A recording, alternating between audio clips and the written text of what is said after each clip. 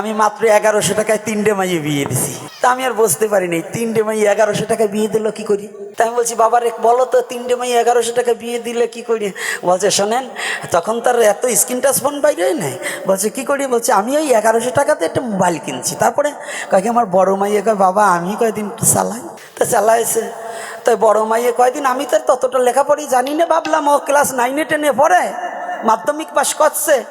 তাই যাক মোবাইলটা ওর কাছেই দেই, অশিক্ষিত মেয়ে লেখাপড়া জানে ভালো, মোবাইল চালাবে ভালো। তো মোবাইলটা মাইয়ের কাছে দিছি। তো মাইয়ে কয়দিন ওই রান্নাঘরের পাশে যাইয়ে বলে হ্যালো হ্যালো। 3-4 দিন পরে দেখি মাইয়ে যে কোথায় চলে গেল। তো চলে যাওয়ার পরে এখন চিন্তা করে এই মোবাইল দেবো কারে। মাঝে মেয়ে কয় বাবা আমি কিন্তু ওই রকম নয়, মোবাইলটা যদি আমার কাছে দাও সুরক্ষা হয়। তো মাঝি মাইয়েও তদ্রুপ ওই মোবাইল নিল। ও দেখি এইবার আর রান্নাঘরের পাশে নয় বাথরুমের পাশে দিয়ে করে হ্যালো হ্যালো। তা কয়দিন 15 দিন করছে হ্যালো হ্যালো। এই মাঝে মাইয়েও কোথায় যে চলে গেল খোঁজ খবর নাই, ওই যে চলে গেল। এইবার ছিল ছোট মেয়ে, বলে বাবা কি আমাকে কি মনে হয় সেই রকম মেয়ে। বলছে না পরে ক্লাস 6-এ কত কিছু যে শিখছে। ওরে বাবা রে বাবা, আজ পরে ওই ছোট মেয়েটা 6-এ পড়ে কেবল।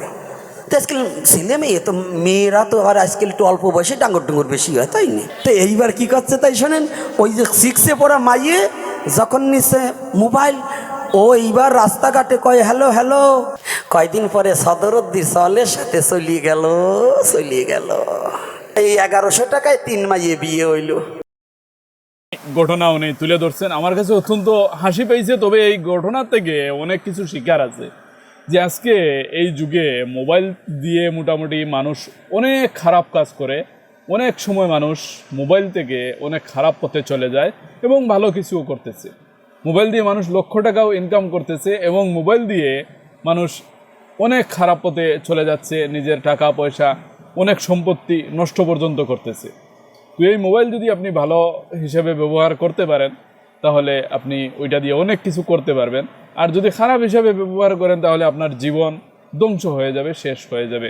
তো আমরা মোবাইলটাকে ভালো হিসেবে ব্যবহার করব এবং আমাদের নিজের জীবনের যেই ভালো কাজগুলা করার জন্য মোবাইল প্রয়োজন হয় ওই কাজগুলোর মধ্যে ব্যবহার করব। মোবাইলের পিছনে অযথা সময় নষ্ট না করে, অবৈধ সম্পর্ক গড়ে মানুষের সাথে অবৈধ কারবার করে তারপরে দেখবেন যে জীবনটা ধ্বংস হয়ে গেছে ভাই। অনেক মানুষ মোবাইলের মধ্যে অনেক কিছু করার পর দেখা যায় যে তার সম্পত্তি পর্যন্ত সব কিছু চলে গেছে ভাই।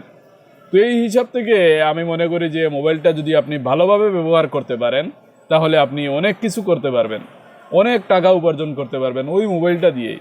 আর ওই মোবাইলটা দিয়েই আপনি আপনার জীবনটা ধ্বংস পর্যন্ত করতে পারবেন। তো মূল কথা হলো আমরা মোবাইলটাকে ভালো হিসেবে ব্যবহার করব এবং আমাদের জীবনের কাজের জন্য ব্যবহার করব, অযথা মোবাইল ব্যবহার করব না, এটাই মূল কথা।